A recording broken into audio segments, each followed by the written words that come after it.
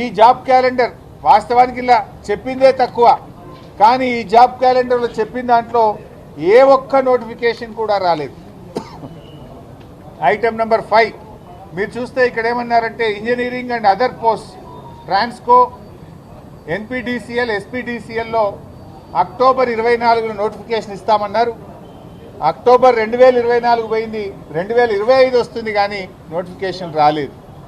రెండవది gazetted category engineering services October 2024లో notification ఇస్తామన్నారు, ఇంతవరకు ఈ నోటిఫికేషన్ కూడా రాలేదు. అదేవిధంగా గ్రూప్ 1 ప్రిలిమినరీ అక్టోబర్ 2024లో ఇందులో ముఖ్యంగా అసిస్టెంట్ కన్జర్వేటర్ ఆఫ్ ఫారెస్ట్ ఉద్యోగాలకు నోటిఫికేషన్ ఇస్తామన్నారు, ఈ నోటిఫికేషన్ ఇంతవరకు రాలేదు.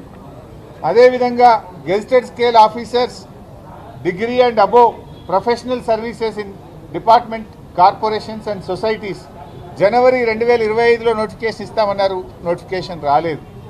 DSC mega DSC Ponnam Prabhakar గారు ఇవి నిరుద్యోగ యువతపై కలిస్తే మంత్రిగా ఆయన హామీ ఇచ్చాడు, మేము మెగా డిఎస్సి ఇస్తున్నాం తొందరలోనే అని చెప్పారు.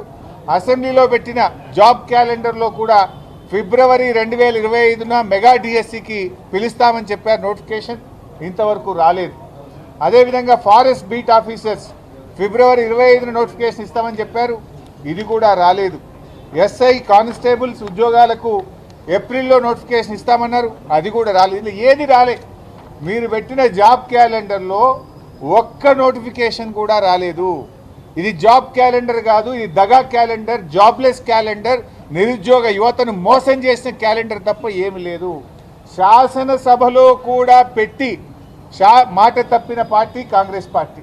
అసెంబ్లీలో పెట్టారు మీరు, అసెంబ్లీలో పెట్టి కూడా ఒక్క ఉద్యోగానికి కూడా నోటిఫికేషన్ ఇవ్వలేదు.